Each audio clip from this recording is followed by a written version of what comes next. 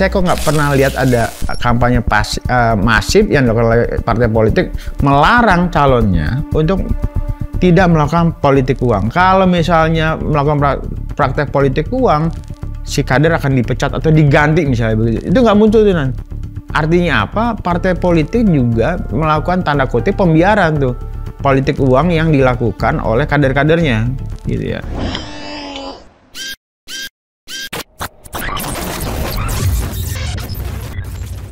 Halo sahabat integritas, jumpa lagi di program Buka Kartu.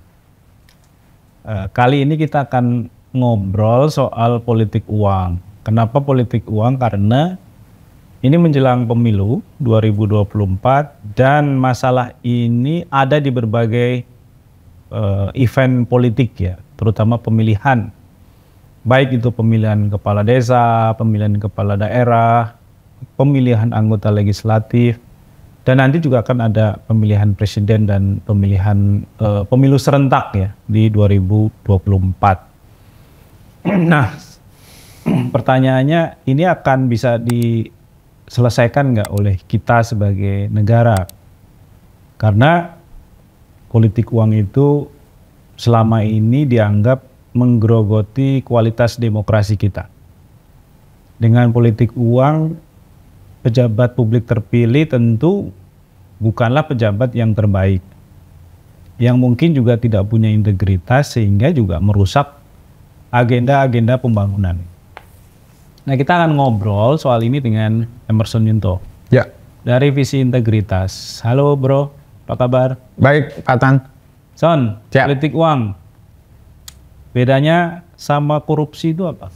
Ya, jadi kalau politik uang itu dipersempit adalah upaya untuk mempengaruhi para pemilih ya dengan imbalan atau janji sesuatu ya. Nah, cuma memang kalau mendasarkan rejim undang-undang pemilu itu batasannya ketika masa kampanye, masa tenang sama proses pemilihan gitu ya.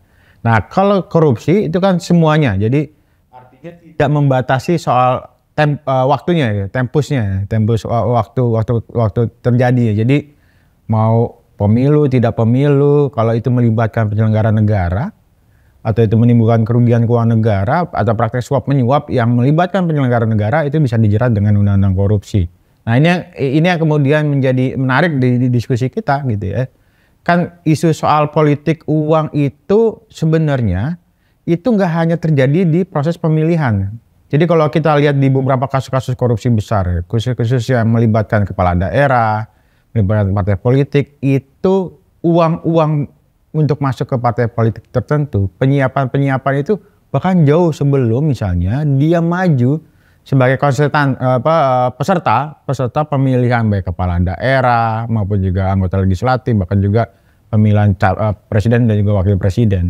Nah, ini yang kemudian perlu dikembangkan. Jadi nggak hanya merujuk politik uang itu tidak hanya dipersempit dengan dijerat dengan undang-undang pemilu gitu ya. Kalau di undang-undang pemilu kan ancaman hukumannya cuma 2, 3, 4 tahun maksimal.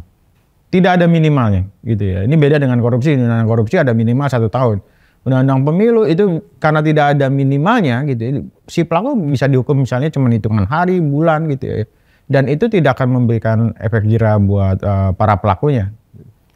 Bisa disebut suap nggak sebenarnya itu? Sebenarnya suap buat buat mempengaruhi pemilih atau calon pemilih untuk mencoblos kandidat tertentu.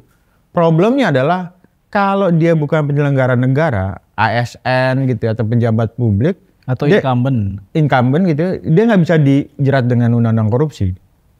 Tapi kalau itu dilakukan gitu ya, misalnya pelakunya adalah orang yang punya jabatan publik atau penyelenggara negara, dia bisa diproses tuh. Nah, ini yang harus juga diperluas gitu ya. Jadi sebaiknya untuk memotong upaya-upaya mencegah, meminimalisir terjadi politik uang, si pelaku sebaiknya gitu ya, dijerat tidak hanya dengan undang-undang pemilu tapi juga undang-undang korupsi. Tapi itu butuh perubahan undang-undang. Sebenarnya bisa nggak dilakukan dengan melakukan perubahan undang-undang, tapi kita menerjemahkan itu bukan politik uang dalam artian yang dilakukan di pada saat fase pemilihan. Jadi ya kalau kita lihat tadi kan saya sebut di beberapa di awal, misalnya pemilihan, bahkan yang paling ekstrim untuk pemilihan di internal saja ya, pemilihan ketua umum dan sebagainya, itu terjadi praktek politik uang. Dan itu pelakunya itu adalah notabene yang terbanyak yang kita bisa petakan adalah anggota DPR atau misalnya pejabat publik gitu ya, entah di BUMN atau apa yang punya latar belakang politik. Kalau pemilihan ketua umum partai yang kebetulan kandidatnya itu bukan pejabat negara dan di situ ada pemberian material atau uang kepada para pemilih yang menentukan nanti siapa ketumnya, itu bisa dijerat nggak dengan korupsi? Jadi kalau gini, kalau ketua umumnya itu bukan ASN, itu mungkin kita akan cek lagi. Bukan PN misalnya. Bukan penyelenggara negara ya. Kita akan cek nih sumber pendanaan dari mana. Kalau sumber pendanaan jadi orang-orang umum secara umum ya, itu mungkin si pelaku bisa lolos. Tapi kalau misalnya si ketua umum yang bukan ASN disuap oleh penyelenggara negara yang ASN gitu ya, atau penyelenggara negara, sebenarnya si pelaku bisa kena. Bahkan sebenarnya kita sempat dorong waktu itu ketika masih di ICW. Kan kalau penerimaan politik uang itu nggak hanya bicara soal individu, bahkan internal partai secara organisasi itu seringkali juga memanfaatkan itu. Kan fenomena partai politik di kita ya, khususnya soal pengelolaan keuangan, dia itu tidak pernah nanyakan ke kadernya, ini uang sumber pendanaan, sumbangannya dari mana? Apakah uang halal, uang haram? Jadi semuanya tercampur. Nah, di titik-titik tertentu sebenarnya partai politik itu seringkali terima uang-uang seperti itu ya. Jadi kalau kita lihat ada beberapa kasus besar M. Najarudin, ada beberapa kasus-kasus yang katanya ini sebenarnya buat kepentingan partai politik, pendanaan partai politik, atau partai politik mengambil gitu ya komisi dari praktek-praktek korupsi atau suap yang dilakukan oleh anggotanya. Nah itu bisa diproses nggak secara hukum? Karena partai itu kan entitas di luar negara katanya. Iya.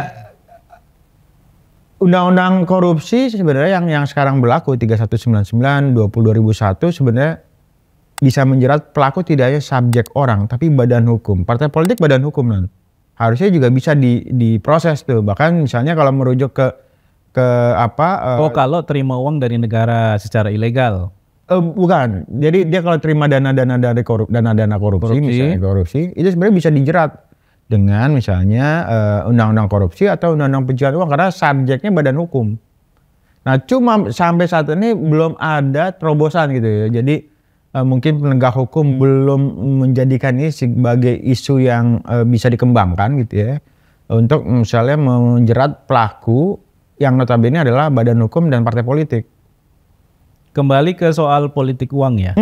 Karena kalau tadi kan konteksnya lebih ke bagaimana institusi politik ya, partai politik itu ada indikasi mengumpulkan atau menerima dana dari korupsi yang dilakukan oleh anggotanya yang kebetulan pejabat publik.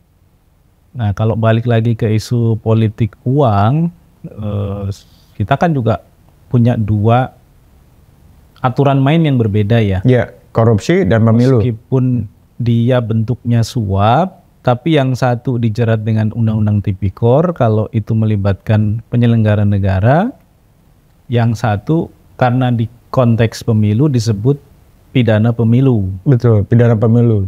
Nah, dengan skema seperti ini, evaluasinya seperti apa penegakan kasus-kasus politik uang di Indonesia? Ya, seperti apa yang saya sampaikan gitu ya, bahwa perlu ada perluasan ya. Jadi untuk menjerat praktek-praktek politik uang itu tidak atau jangan hanya menunggu di saat proses pemilu, kampanye, masa tenang atau pada saat proses pencoblosan, tapi perluasan itu bahkan jauh sebelum pemilu. Jadi ini kan sebenarnya partai politik itu kan saat ini sudah mulai mengumpulkan uang-uang buat pesta demokrasi di 2024. Di sisi yang lain misalnya para kandidat incumbent itu lagi ngumpulin duit tuh untuk misalnya buat maju di 2024. Nah, kalau hanya merujuk pada undang-undang pemilu itu nggak kena karena ini kan belum bisa dikatakan masa kampanye. Jadi kedap hukum ya. Kedap hukum. Jadi artinya yang muncul adalah ya nggak apa-apa kok karena ini bukan apa ya? Jadi dianggap bukan pelanggaran di pidana pemilu gitu. Nah, beda kalau kasus ini dijerat dengan undang-undang tindak pidana korupsi. Tapi walaupun memang pembatasannya dia harus penyelenggara negara. Jadi kalau yang jadi kelemahan sekarang. Jadi kelemahan sekarang itu yang mungkin perlu dicermati lagi ya, bahwa sebaiknya kalaupun mau menjerat undang-undang pelaku politik uang, sebaiknya harus ada perluasan, tidak hanya bicara soal pada saat kampanye gitu ya, tapi jauh sebelum kampanye, tapi kepentingannya untuk kepentingan misalnya dia maju sebagai kandidat kepala daerah, anggota DPR atau bahkan presiden dan juga wakil presiden. Jadi dengan skema regulasi hari ini kita tetap pesimis dong bahwa politik uang di 2024 bisa dikendalikan, bisa dikurangi, bisa ditangani dengan proper, dan pelakunya bisa ditindak secara serius. Agak meragukan ya, dalam artian ke depan apakah akan muncul politik uang, saya percaya masih. Kenapa juga masih, salah satu tadi, kalau ancaman pidananya adalah maksimal 2, 3, dan 4 tahun, dan kemudian kebanyakan juga bahkan tidak diproses gitu ya, orang nggak akan takut gitu. Dan penegak hukum juga nggak berani melakukan terobosan tuh, misalnya menjerat pelaku pidana korupsi politik uang gitu ya, itu dengan menjerat partai politiknya secara entitas badan hukum. Nah, ketika tidak ada perubahan-perubahan secara kebijakan, khususnya lewat regulasi, kelihatannya agak sulit tuh. Tapi berharap anggota DPR sekarang melakukan perubahan undang-undang pemilu, khususnya memperkuat misalnya upaya menjerat pidana politik uang, kok saya sendiri juga agak ragu karena mereka kan yang nantinya juga akan maju ke pemilu di 2024. Nah, kita balik lagi ke pengalaman ya yang muncul di media ketika misalnya sentra Gakumdu termasuk Bawaslu menangani kasus-kasus politik uang, itu kan banyak yang juga tidak percaya bahwa upaya-upaya itu bisa membuat jera pemilik uangnya. Yeah. Karena kan seringkali yang dijerat itu yang menyebarkan uang di lapangan ya. Mereka-mereka yang operator levelnya. Ya, lebih ke menjerat pelaku lapangan kalau bahasa yang lainnya. Tapi aktor pelakunya, utama sumber pemberi uang, itu nggak banyak tersentuh tuh. Ya, karena kan sebenarnya logika sederhananya orang yang nyebarin duit, kalau dia bukan kandidat, kan nggak punya kepentingan. Betul. Untuk misalnya nyebarin uang itu kepada pemilih supaya memilih si A, si B, si C. Tentu yang punya kepentingan kan yang nyalon. Iya. Dan kemungkinan punya duit gitu. Nah, dengan kerangka hukum yang hari ini, mungkin nggak mereka itu dijerat juga, dikejar sampai atas gitu? Kalau masih merujuk di undang-undang pemilu sekarang agak sulit. Jadi pelakunya hanya lagi-lagi yang apes, pelaku lapangan aja. Pemberi modal atau misalnya si kandidat gitu ya, si orang yang tadi dibantu dengan ngasih uang itu agak susah dijerat. Kecuali si pelakunya aktif. Misalnya dia yang bagi-bagi uang ketangkap misalnya, atau calonnya bagi-bagi uang ketangkap bisa diproses. Tapi kalau tadi pakai perantara pihak ketiga, itu agak susah. Jadi serangan fajar, serangan-serangan lain gitu ya, atau menjelang pemilih pencoblosan itu pasti masih akan terjadi di 2024. Dan itu akan mempengaruhi hasil dari pesta demokrasinya. Sudah tentu ya. Jadi ketika kandidat melakukan praktek politik uang, yang dia ada di kepala dia adalah bagaimana mengembalikan uang itu. Salah satu jalan cepatnya adalah korupsi. Dan ini pasti merusak demokrasi ya. Atau karena sumber uang itu dari para bohir. Betul. Jadi ada banyak kepentingan, titipan ya. Titipan kebijakan misalnya tolong nanti kalau proses penyusunan APBD atau APBN, tolong juga diingat siapa para penyumbang ini. Dan itu yang diungkap kasus-kasusnya oleh KPK ya? Diungkap oleh KPK. Jadi sebenarnya KPK, penegak hukum yang lain, misalnya ada kasus terbaru BTS, ada kasus-kasus lama yang ditangani KPK, itu dengan proses penegakan hukum dia sebenarnya mengurangi gitu ya. Mengurangi praktek politik uang. Jadi kan isu yang BTS, isu kemudian beberapa kasus yang besar yang lain, itu kan ujuk-ujuk itu adalah sebagian besar itu duitnya juga mengalir ke partai politik. Nah kalau partai politik tidak punya kemampuan secara finansial, ya dia agak susah juga. Jadi dia hanya mengandalkan ya mungkin mahar yang diberikan oleh calon, atau mungkin si calon dipaksa untuk mencari sumber pendanaan yang partai politik juga tutup mata, mau halal haram pokoknya gue terima. Oke, jadi pada saat yang sama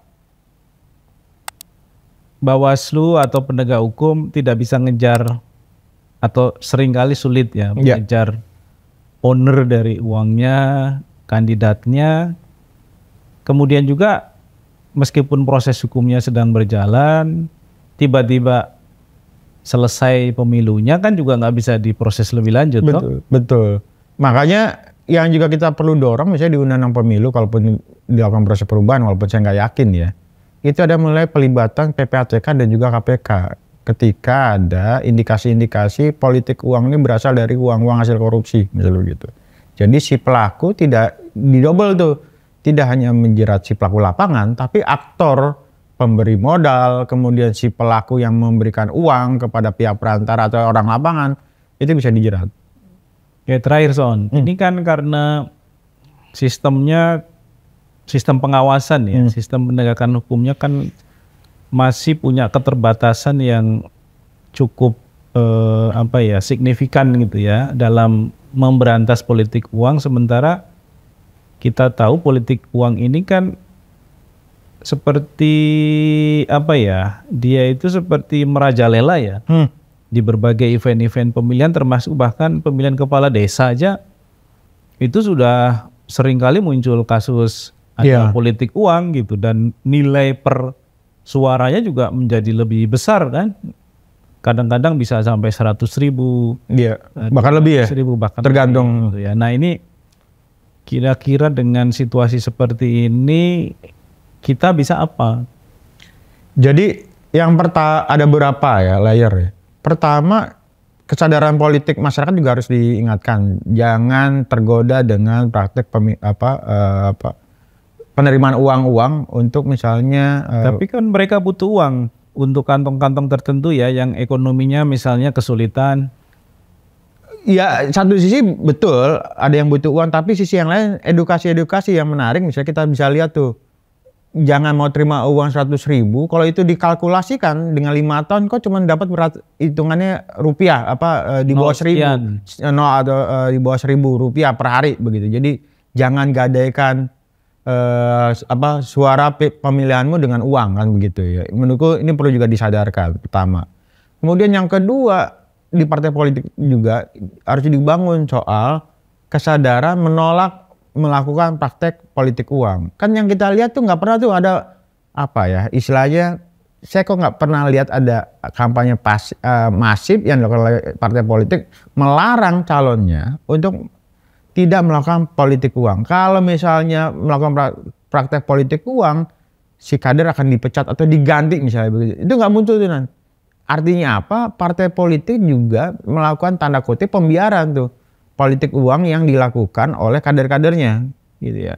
Nah kemudian yang ketiga mungkin bicara soal proses penegakan hukum. Kalau misalnya jalan yang dilakukan oleh menjerat politik uang hanya lagi-lagi dengan undang-undang pemilu, sampai kapan juga akan selesai. Jadi sebaiknya KPK juga diberikan dorongan ya agar pelaku-pelaku politik uang ini itu juga bisa diproses tuh gitu. Khususnya mungkin yang melibatkan aktor-aktor yang kakap ya, yang juga misalnya entah dia kepala daerah atau misalnya juga anggota DPR, untuk memberikan efek jerah buat pelaku yang lain. Oke Son, thank you untuk insight-nya. Ya. Mungkin saya kasih tambahan satu ya, sahabat integritas, masyarakat bisa ikut terlibat mengawasi nanti ketika pemilu kalau melihat menemukan ada data, ada praktek politik uang dalam berbagai bentuknya viralkan.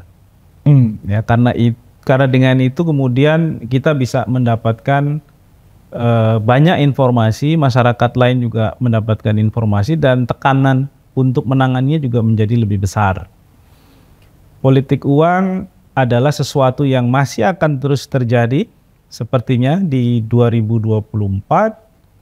Ada upaya untuk membereskan, tapi ini butuh effort yang besar karena regulasinya harus diubah, digeser politik uang itu ke ranah yang lebih serius, yaitu ranah pemberantasan korupsi.